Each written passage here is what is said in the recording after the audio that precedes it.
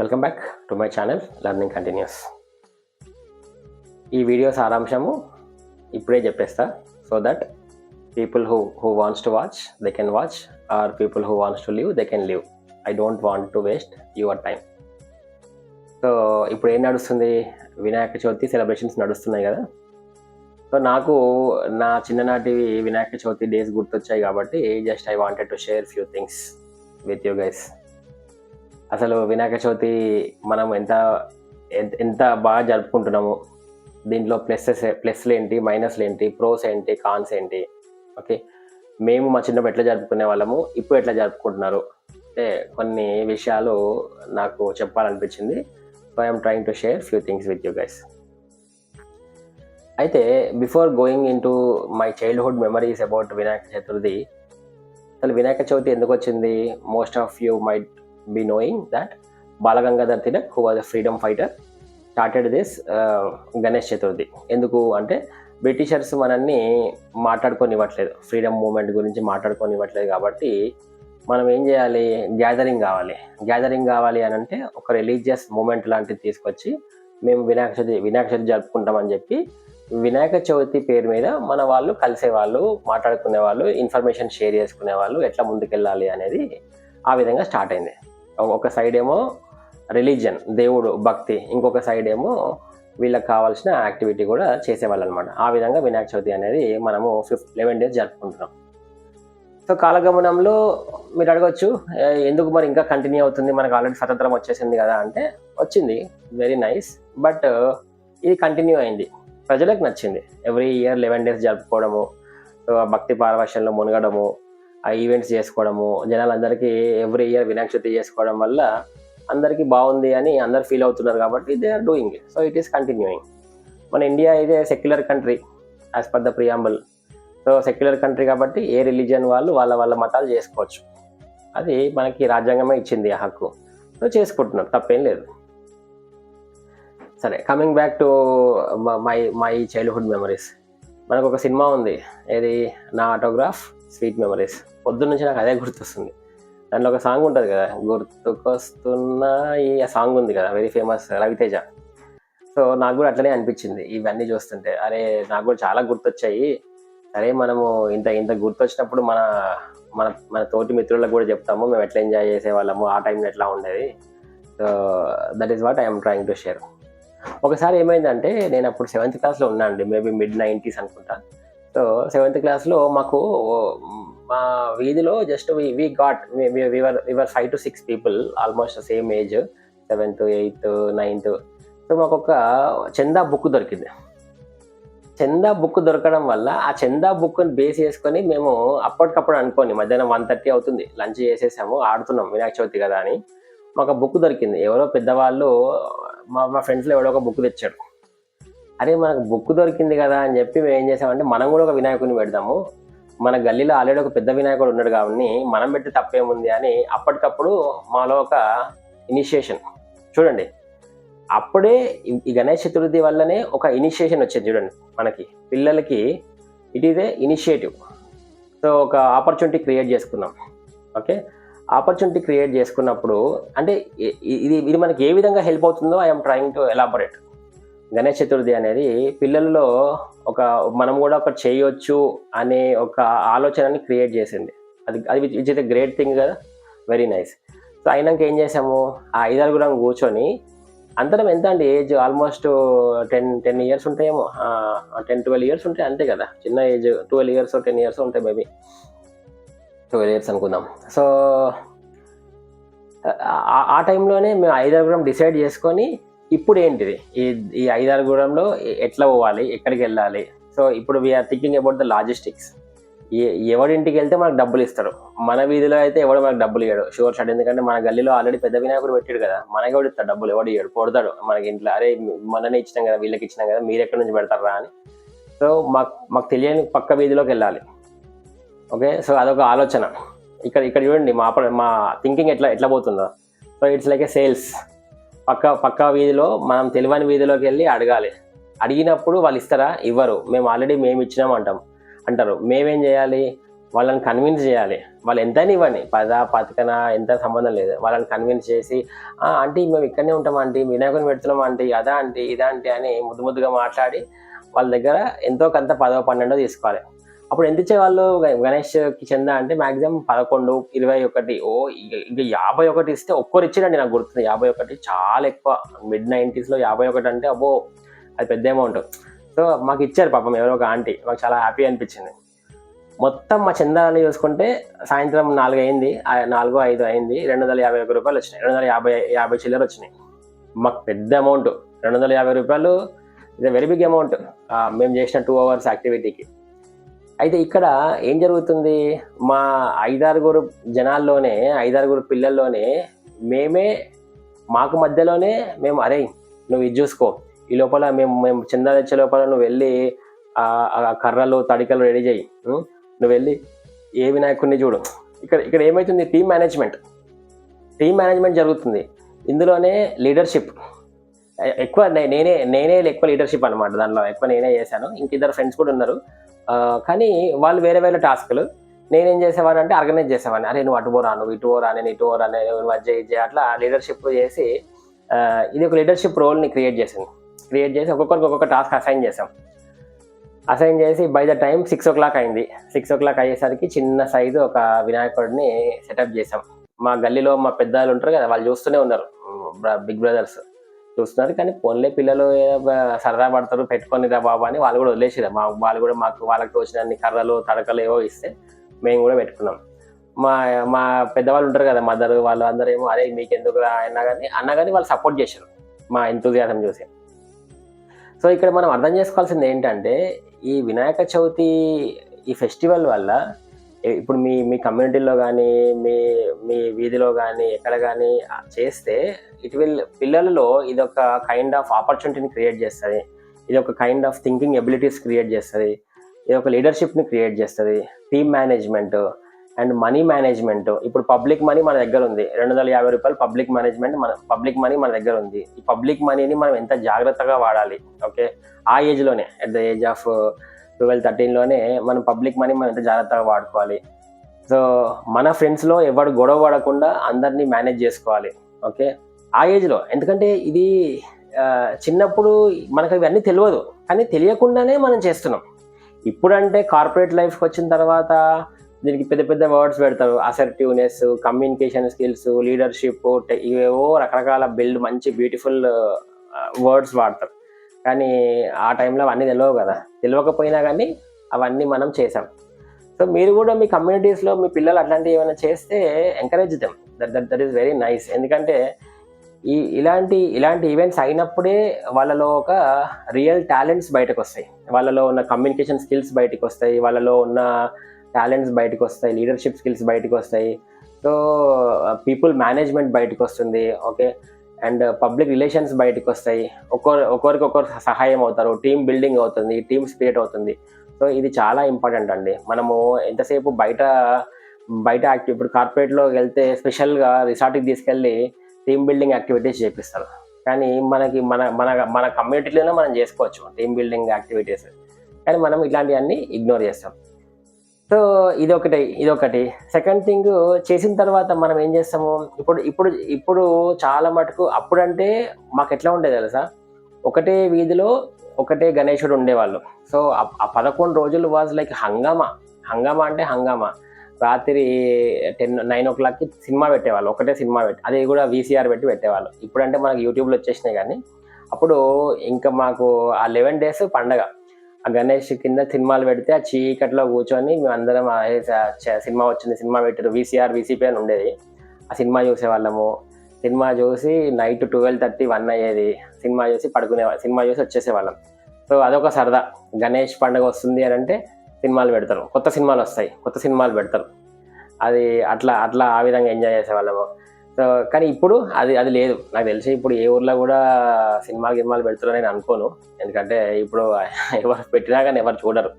అప్పుడంటే మాకు స్టార్ టీవీలు లేవు కాబట్టి అప్పుడు చూసినాం, కానీ ఇప్పుడు దట్ డజంట్ మేక్ సెన్స్.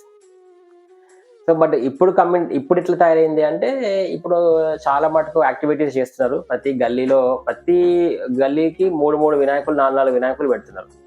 ఇక్కడ మనం అర్థం చేసుకోవాల్సింది ఏంటంటే వినాయక చవితి అసలు వినాయకుడిది ఎందుకు వచ్చింది అని అంటే పీపుల్స్ టుగెదర్నెస్ అనేది మెయిన్ థింగ్. కానీ మనం చూస్తుంటే ఇప్పుడు చాలా సందర్భాల్లో పేపర్లో వస్తుంది ఆ సందులో వాళ్ళు ఈ సందులో వాళ్ళు కొట్టుకున్నారు, లేకపోతే పోటీతత్వం పెరిగిపోయింది. ఇది మన ఫండమెంటల్ ఐడియా ఏంటిది, ఆబ్జెక్టివ్ ఏంటిది అని అంటే టుగెదర్నెస్, కలిసి ఉండడమే వినాయక చవితి యొక్క మెయిన్ ఉద్దేశం. కానీ స్లోగా ఏమైపోయిందంటే అది ఒక కైండ్ ఆఫ్ కాంపిటీషన్ని క్రియేట్ చేసింది. ఓరే మీ అపార్ట్మెంట్లో అంత పెద్దది పెడతారా, మేము ఇది పెడతాం, మీ గల్లీలు ఇది పెడతారా, మేము ఇది పెడతామని అసలు ఆబ్జెక్టివ్ మర్చిపోయి people are fighting and people are ఒకటే వీధిలో 4-5 పెడుతున్నారు.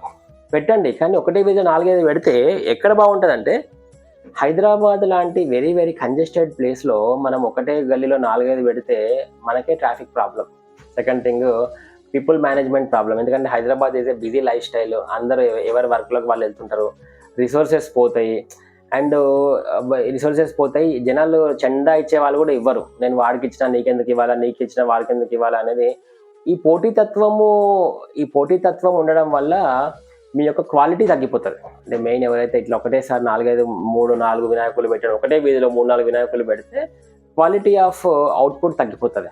అట్లా చేయకుండా మేబీ వీళ్ళందరూ మాట్లాడుకొని అరే ఇట్లా కాదురా, మనము 3-4 పెట్టే బదులు మనందరం ఒకటే యునైటెడ్గా ఉండి మంచిది పెద్దది పెడదాము అనుకుంటే చాలా అద్భుతంగా ఉంటుంది. మేబీ అట్లా కూడా ట్రై చేయొచ్చు. బట్ సమ్హౌ వాళ్ళ ఈగోస్ ఒప్పుకో కాబట్టి ఇట్లా పెడతారు.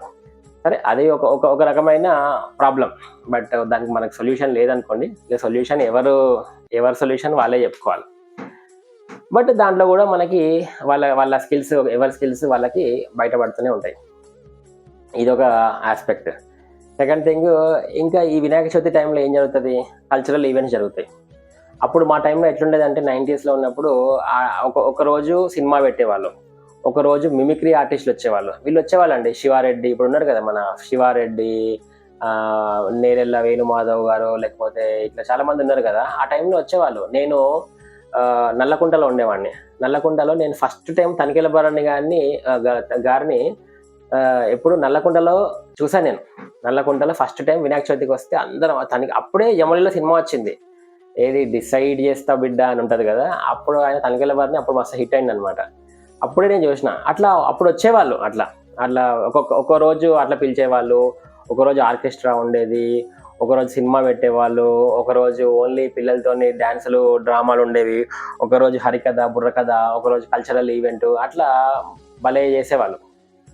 సో దాంతో అట్లా చేసే అడ్వాంటేజ్ ఏంటిది అని అంటే, మీరు చూడండి, ఇప్పుడు మన పిల్లల్లో చాలా టాలెంట్స్ ఉంటాయి. నార్మల్గా అరే వీళ్ళు ఒక పాట పాడరా, ఒక డ్యాన్స్ చేయరా అంటే చెయ్యరు మనోళ్ళు.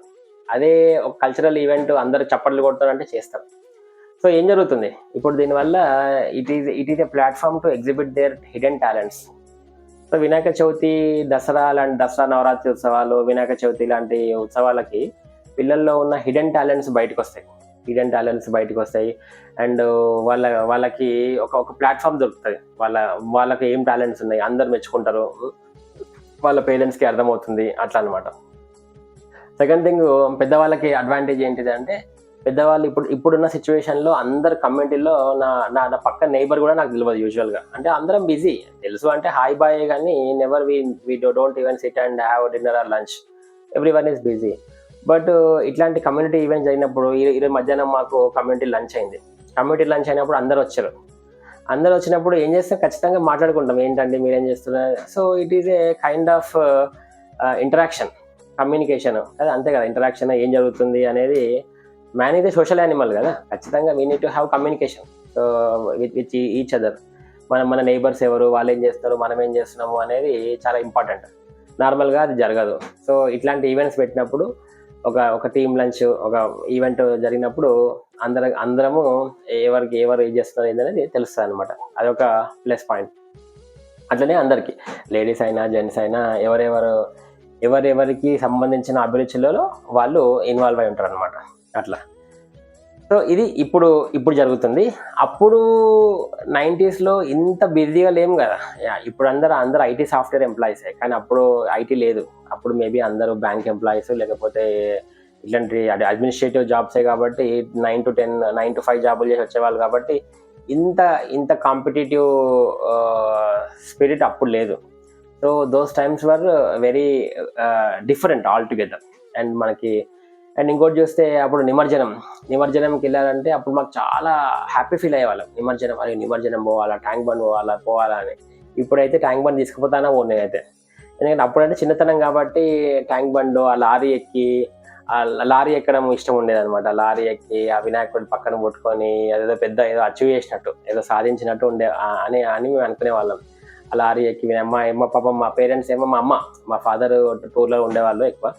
మా మదరు అరే పోకురా వెళ్ళక్కరా అదే అని అనేగానే మేము వెళ్ళేవాళ్ళం. అదేదో పెద్ద హీరోయిజం లాగా. కానీ ఇప్పుడు చెప్తే నవ్వొస్తుంది. ఇప్పుడు అంటుంది మా అమ్మ అప్పుడప్పుడు, అరే అప్పుడు వద్దన్న పోతుండే కదా, ఇప్పుడు పోవచ్చు కదా బయటికి అంటే, ఇప్పుడు నిమజ్జనం రోజు ఇంట్లో నుంచి బయటికి రాను. ఇప్పుడు అంటది అప్పుడు వద్దంటే కూడా నా ప్రాణం తీసి బయటికి వెళ్ళే వాళ్ళు, మాకేమో ఇంటికి వచ్చేంత వరకు మా ప్రాణాలు గుప్పెళ్ళు పట్టుకొని కూర్చునే వాళ్ళము, ఇప్పుడైతే ఇంట్లోకి వెళ్తలేరు అని. ఇప్పుడు మనం బొమ్మన్నా పోము, అప్పుడేమో అట్లా ఉండేది.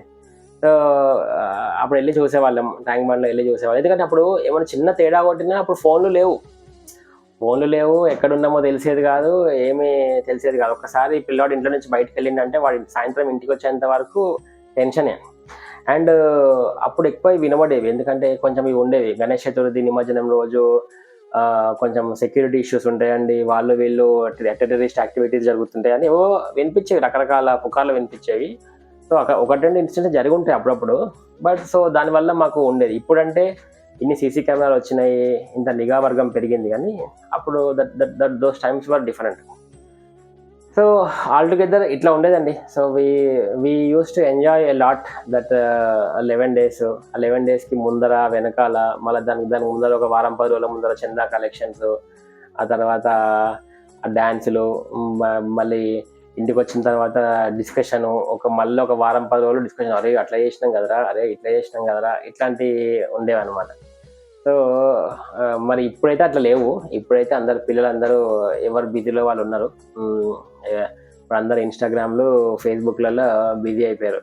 నేనైతే I don't see those kind of skills ఇప్పుడు పిల్లల్లో కనబడతలేదు నాకు, అన్ఫార్చునేట్లీ. ఇప్పుడు అందరూ పిల్లలు ఏమైపోయిందంటే అందరూ బిజీగా ఉన్నారు, కానీ ఒక కొలాబరేటివ్ ఎఫర్ట్ అంటూ ఎక్కడ కనబడట్లేదు ఇక్కడ. ఇప్పుడు అంటే నేను చూస్తున్న, that is my observation, maybe I might be wrong as well. ఇప్పుడు అందరూ వాళ్ళ పేరెంట్స్ పిల్లల్ని ఏం చేస్తున్నారు, టెన్నిస్ అని, స్కేటింగ్ అని, దాంట్లో అని పంపించేస్తారు, కానీ ఎక్కడ కూడా ఒక గ్రూప్ యాక్టివిటీలో ఎక్కడ ఇన్వాల్వ్ చేయట్లేదు. అండ్ ప్రజల దగ్గర డబ్బు బాగా ఉంది కాబట్టి ఇష్టం వచ్చినట్టు, ఫర్ ఎగ్జాంపుల్ ఒక్కొక్కడు చందా వేసుకున్నాడు, ఒక్కొక్కడు 1000 రూపాయలు వేస్తాడు, 2000 వేస్తాడు. అవసరానికి మించి డబ్బు ఉంటుంది, జనాలు ఇష్టం వచ్చినట్టు పెడుతున్నారు. కానీ మా టైంలో అట్లా ఉండేది కాదు. ఒక రూపాయి తేవాలన్నా, ఒక రూపాయి ఖర్చు చేయాలన్నా కానీ దానికి చాలా చూసి చేసుకునే వాళ్ళం. బట్ ఇప్పుడు అట్లా కాదు కదా, ఇప్పుడు డిఫరెంట్గా ఉంది. సో చాలా వ్యత్యాసం ఉంది అనిపిస్తుంది నాకు. మా టైంలో మేము పెరిగిన ఎన్వైర్న్మెంట్కి ఇప్పుడున్న ఎన్వైర్న్మెంట్కి స్కిల్స్ కొంచెం తగ్గాయి అనిపిస్తుంది నాకైతే. అది my personal feeling. But parents మాత్రము ఇంకా ఇట్లాంటివి ఎంకరేజ్ చేసి, దీంట్లో ఇట్లాంటి ఈవెంట్స్లో అబ్జెక్టివ్ చెప్పాలి. ఇప్పుడు ఏ ఈవెంట్ అయినా చేయండి పిల్లలు, కానీ దాని వెనక ఉన్న అంతరార్థం చెప్పాలి. గుడ్డిగా గణేష్ చతుర్థి చేస్తే మనకు మంచి జరుగుతుంది, లేకపోతే నవరాత్రి ఉత్సవాలు చేస్తే మనకు అమ్మవారు మంచి ఆశీర్వాదాలు ఇస్తారు, ఇది కాదు. దీని వెనకాల ఒక సైన్స్ లాంటి మీనింగ్ ఉంది, అది చెప్పాలి. దీనివల్ల మనకి ఏం జరుగుతుంది, ఓకే వెరీ గుడ్, మనకి you have to be very devotional towards God, మంచిగా చేయాలి. కానీ దీని వెనకాల మనకి ఏ విధమైన ప్లస్ పాయింట్ ఉన్నాయో పేరెంట్స్ కూడా ఆలోచించుకొని పిల్లలకి ఎక్స్ప్లెయిన్ చేస్తే they will be really enjoying the activity as a festival and also as a learning activity. రెండు చాలా ఇంపార్టెంట్. మనం వాళ్ళని రిలీజియస్గా తయారు చేయకూడదు. రిలీజియన్కి ఎప్పుడైనా సైన్స్ ఉంటుంది, ఏ రిలీజియన్ అయినా దాని వెనక సైన్స్ ఉంటుంది. రిలీజియన్ వెనకాల సైన్స్ అర్థం చేయగలిగితే మనం we can bring the next generation in to A better shape always. Okay, so అది మనము అర్థం చేసుకొని అదే పేరెంట్గా పెద్దవాళ్ళుగా మనం చెప్పగలిగితే, మూఢనమ్మకాలు చెప్పకుండా దాని వెనక అంతరార్థం చెప్పగలిగితే we are successful and also definitely we are making them successful. అది అని చెప్పదలుచుకుంది. ఇదండి. Thank you very much for watching my video. This is Aditya Bomma signing of.